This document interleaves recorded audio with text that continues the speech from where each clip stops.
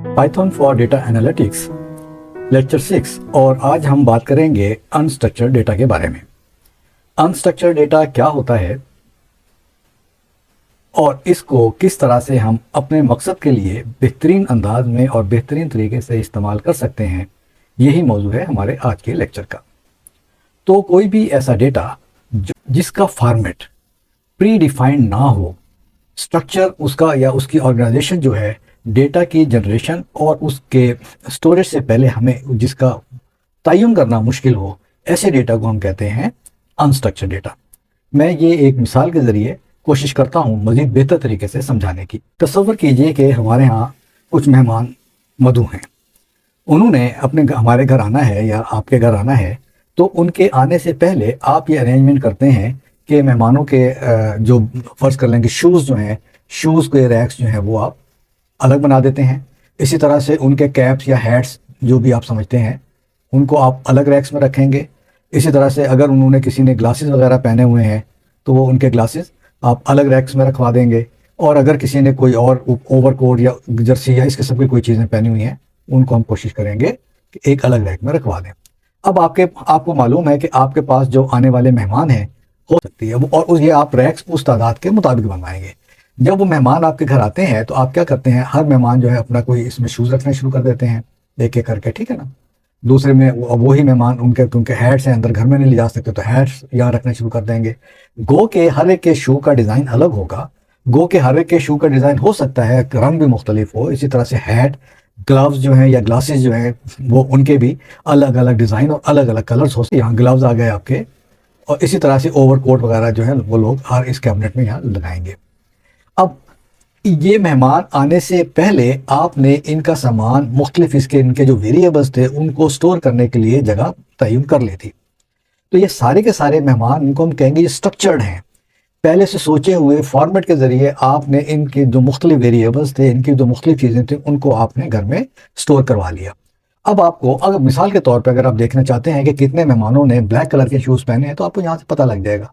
इसी तरह से आपको ये पता लग सकता है कितने लोगों के हैट्स जो हैं पहने हैं या कितने ने नहीं पहने हैं, वो भी यहाँ से खाली रैक्स जो हैं वो आपको उसका नंबर बता देंगे। तो डेटा को एक प्री फैब्रिकेटेड अंदाज में पहले से हमने मुतय्यन करदा अंदाज में एक जगह स्टोर कर लिया, और अब इसको हम एनालिसिस करने के लिए इंतहाई आसान तरीके से कोई भी इस पर क्वेरी जो है वो लगा सकते हैं। ये तो बात है स्ट्रक्चर डेटा की। अब फ़र्ज़ कर लें आपके यहाँ जो मेहमान आने वाले थे, जो गेस्ट आने वाले थे, आपको उनके बारे में मालूम ही नहीं कि उन्होंने क्या पहना हुआ होगा। किसी ने हैट पहना हुआ होगा, या किसी ने पगड़ी सी बांधी हुई होगी बहुत ऊंची सी, या किसी ने दुपट्टे पहने हुए होंगे, वगैरह वगैरह वगैरह, ठीक है। इसी तरह से आपको ये भी इल्म नहीं कि उन्होंने किस किस्म के शूज़ पहने होंगे, चप्पल पहनी होगी। यानी आपको डेटा के बारे में एग्जैक्टली इल्म नहीं है कि वो कितना बड़ा हो सकता है, कितना उसके लिए आपको कितनी जगह चाहिए और किस किस्म की स्टोरेज चाहिए।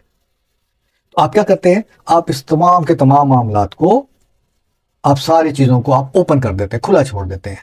आप उनके लिए कोई रैक्स नहीं बनाते, आप उनके लिए कोई और ऐसा सिलसिला नहीं करते कि जिसके लिए अलग अलग उनको चीज़ें अब स्टोर करनी पड़े। आप क्या कहते हैं, उनको आप ओपन एक ऑफ़र कर देते हैं कि जी आप सबके सब आएँ, अपना सामान बस यहाँ डालते चले जाएँ, उसके बाद आप वापसी पे लेते जाएँ या जो भी है। तो अब उस किस्म का डेटा जो कि बिल्कुल घुल मिल जाए, आपस में भी हमें उसको डिफ्रेंशिएट करना मुश्किल हो जाए, और उसके लिए हम कोई प्री डिफाइंड स्ट्रक्चर या प्री डिफाइंड फॉर्मेट या ऑर्गेनाइजेशन उसकी हम ना कर सकें, ऐसे डेटा को हम कहते हैं अनस्ट्रक्चर्ड डेटा। अच्छा, अब जो अनस्ट्रक्चर्ड डेटा है उसकी मिसाल बिल्कुल इस टेबल की तरह है। अब देखिए, इस टेबल के टॉप पे हमें एक मैप नज़र आ रहा है, ठीक है। इसी तरह से हमें फ़ोन पे कुछ इसमें कुछ डेटा नज़र आ रहा है, एक इस इमेज हमें नज़र आ रहा है।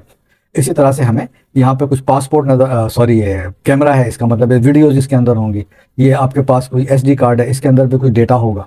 अच्छा, अब ये तमाम की तमाम चीज़ें हैं और ये all is full of rich data, इसमें बेशुमार इन्फॉर्मेशन है।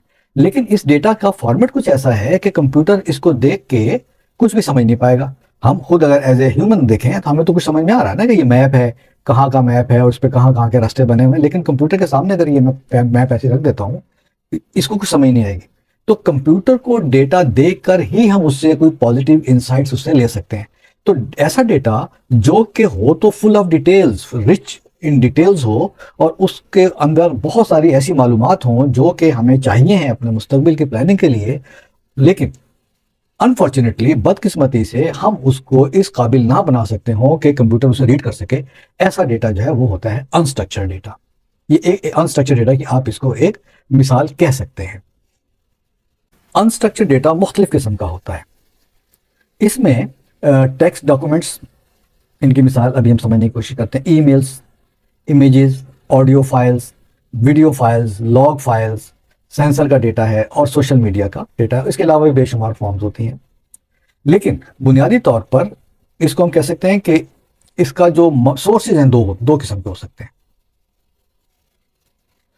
एक तो ह्यूमन जनरेटेड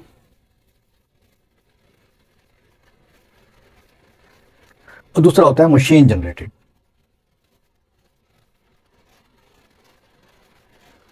कॉम्प्लेक्स डेटा या अनस्ट्रक्चर्ड डेटा। ह्यूमन जनरेटेड मिसाल के तौर पे डॉक्यूमेंट्स हैं, बुक्स हैं, और इसके अलावा बहुत सारे ऐसे डेटा होते हैं जो कि किताबों के अंदर तो दर्ज होंगे, किताब के अंदर तो मौजूद हैं, लेकिन किताब जैसे PDF फाइल्स हैं, कि किताब को कंप्यूटर पढ़ तो नहीं सकता। वो ये तो कर सकता था कि किताब का इमेज बना सके, किताब कितनी है ये बता सकता हो, किताब के अंदर पेजेस कितने, लेकिन उसको पढ़कर समझना जो है कंप्यूटर के बस का खेल नहीं था, उसके बस का रोग नहीं था अब तक। इस तरह से ईमेल्स हैं, ईमेल्स भी इंसान ही क्रिएट करता है, और आपको इल्म है, जैसे हमने पहले भी जिक्र किया, कि 320 बिलियन जो है ईमेल जो है डेली की रोज़ाना की बुनियाद पर क्रिएट हो रही हैं। जैसे ये बहुत बड़ा नंबर है। तो ये भी अनस्ट्रक्चर्ड डेटा होता है, बल्कि इसको सेमी स्ट्रक्चर कहना चाहिए, क्योंकि इसमें कुछ फील्ड्स डिफाइंड होते हैं। जब भी आप ईमेल लिखते हैं ना, तो आपने देखा होगा कि टू का होता है, इसमें आप लिखते हैं उसकी ईमेल जिसे आप भेज रहे हैं, सब्जेक्ट होता है, CC होता है गालबन, लेकिन जो बॉडी ऑफ द ईमेल है वो आपकी अनस्ट्रक्चर्ड होती है। ऊपर आपके पास स्ट्रक्चर है थोड़ा। इस तरह से आप जो फाइल अटैच करते हैं इसके साथ, अटैचमेंट जो है वो भी अनस्ट्रक्चर्ड है, ठीक है ना। इमेजेस हैं, ये भी अनस्ट्रक्चर्ड है। इमेज को आप तो देख सकते हैं, आप समझ सकते हैं कि ये सीनरी है, लेकिन कंप्यूटर जो है वो उसको नहीं समझ सकता, उसके वो पिक्सल्स को सिर्फ देख सकता है। तो पिक्सल्स की बुनियाद पे डेटा पढ़वाना अनस्ट्रक्चर्ड, ये हम देखेंगे किस तरह से हम सारे काम करते हैं। लेकिन अनस्ट्रक्चर्ड डेटा वो है जो कि कंप्यूटर को आम अंदाज में, जो आपकी प्रिवेलिंग टेक्निक्स हैं उनके जरिए आप पढ़वाना सकते हो। इस तरह से ऑडियो फाइल्स होती हैं मुख्तलिफ किस्म की, वीडियो फाइल्स होती हैं मुख्तलिफ किस्म की। ये तो सारे का सारा है ह्यूमन जनरेटेड डेटा, ये वाला, ठीक है। इस तरह से ये फाइल्स जो है ये मशीन जनरेटेड है, लॉग फाइल है किसी भी चीज़ की। इस तरह से सेंसर डेटा है, ये हम डिटेल में बाद में देखेंगे कि सेंसर डेटा क्या होता है, इसको किस तरह से मैनेज करते हैं या हैंडल करते हैं। लेकिन सेंसर डेटा ये भी जो है ये मुख्तलिफ सिग्नल्स की शक्ल में होता है, तो ये मशीन जनरेटेड है। सोशल मीडिया पोस्ट, ये सोशल मीडिया पोस्ट अमूमन जो है ये ह्यूमन एक्टिविटी है, और ये किस तरह से जनरेट होती हैं, और मुख्तलिफ जो सोशल ऐप्स हैं उन पर यह सारा का मामला चल रहा होता है। लेकिन ये भी एक डेटा का बहुत बड़ा चंक है, जिसको अगर हम एनालाइज कर लें, बल्कि एनालाइज करने की ज़रूरत पड़ती है हमें सर्विसेज को बेहतर करने के लिए, अपने कंटेंट को बेहतर बनाने के लिए, अपने बिजनेस को फर्दर जो है डेवलप करने के लिए। आपको तमाम का तमाम डेटा जो है पढ़ना पड़ता है, उसको एनालाइज करना पड़ता है। लेकिन आप पढ़ेंगे तो जब कंप्यूटर पहले इसको पढ़ लेगा और उसके बारे में आपको एनालिसिस करने के काबिल बनाएगा। अब ये स्लाइड देखिए, इस पे एक कंपैरिजन दिया गया है कि 2013 में मुख्तलिफ जो हमारे पास सोशल मीडिया प्लेटफॉर्म्स थे उसमें डेटा कितना क्रिएट हो रहा था, और 2022 में, आज से 2 साल पहले, डेटा की मैग्नीट्यूड और उसका वॉल्यूम और उसका जो समझ लें कि एक शेयर थी वो किस कदर थी। तो गूगल का जो यूज़र क्वेरीज थी, गूगल की जैसे हम कोई चीज़ सर्च करते हैं ना, वो सर्च बार में 2013 में 2 मिलियन थी, और ये है पर मिनट, ठीक है, दिस इज डेटा पर मिनट।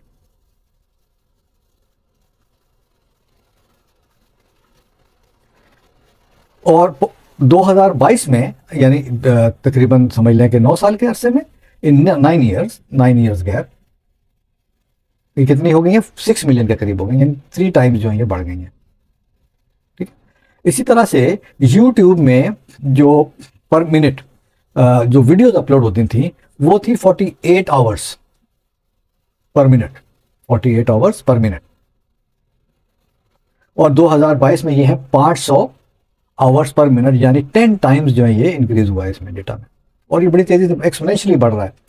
इंस्टाग्राम में जो फोटोज शेयर होते थे वो 4K थे तकरीबन 2013 में, और 2022 में 66K हैं, यानी कि आप समझ लें कि ये तकरीबन कितना, 14 टाइम्स कहना चाहिए, 15 टाइम्स, यस 15 टाइम्स, 15-16 टाइम्स जो है ये बढ़ गए हैं।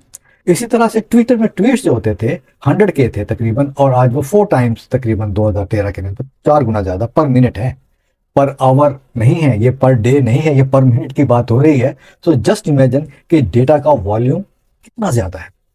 लेकिन घबराने की और परेशान होने की ज़रूरत इसलिए नहीं है कि इस डेटा को कैसे हैंडल करना है। ये तमाम के तमाम टूल्स और टेक्निक्स हमारे पास हैं, और आने वाली वीडियोस में इंशाल्लाह हम एक एक करके इन तमाम टेक्निक्स को भी, इन तमाम टूल्स को भी पढ़ेंगे डिटेल में। और लेकिन इस स्टेज पे हमें, हमारे लिए यह समझना ज़रूरी है कि हमारे सामने वो डेटा है क्या, जिसको हम कह तो बुरा भला रहे हैं कि ये काबू नहीं आ सकता, परेशान बहुत करता है, इसको हम स्टोर नहीं कर सकते, इसको हम हैंडल नहीं कर सकते इजीली, लेकिन उसके नाजो नखरे भी हम पूरे के पूरे उठाने को तैयार हैं।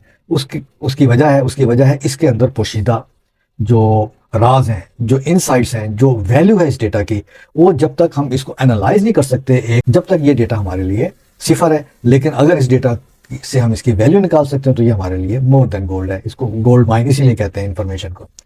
अब देखें फेसबुक को, फेसबुक 2013 में सिर्फ 684K और अब 1.7 मिलियन है पर मिनट जो है कंटेंट, इसमें पर मिनट कंटेंट जो शेयर हो रहा है। ईमेल्स जैसे हमने पहले बात की कि पर मिनट 204 मिलियन थी, अब 231 मिलियन है। इसमें इतना इजाफा नहीं हुआ है। उसकी वजह यह है कि बुनियादी तौर पर सोशल मीडिया प्लेटफॉर्म जो है वो ईमेल्स की जगह ले रहे हैं, बहुत तेज़ी के साथ कम्युनिकेशन वहाँ पर भी हो जाती है। तो ये बातें थी डेटा के बारे में, अनस्ट्रक्चर्ड डेटा के बारे में। तो दो चीज़ें आपके जहन में बिल्कुल इस लेक्चर के बाद क्लियर होनी चाहिए कि अनस्ट्रक्चर्ड डेटा जो है वो असल डेटा है, ठीक है ना, real data which need our attention.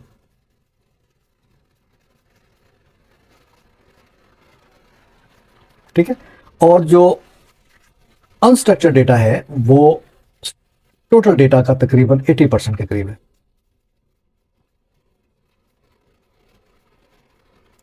Unstructured data human generated भी होता है और मशीन जनरेटेड भी होता है, दोनों तरह का होता है। ठीक है, और बिग डेटा जो है दैट इज पार्ट ऑफ या is an example of structured data. अब बिग डेटा क्या है, बिग डेटा के बारे में हम अगले आने वाले लेक्चर में मुख्तसर बात करेंगे, और क्योंकि वहाँ उसका जिक्र करना ज़रूरी है।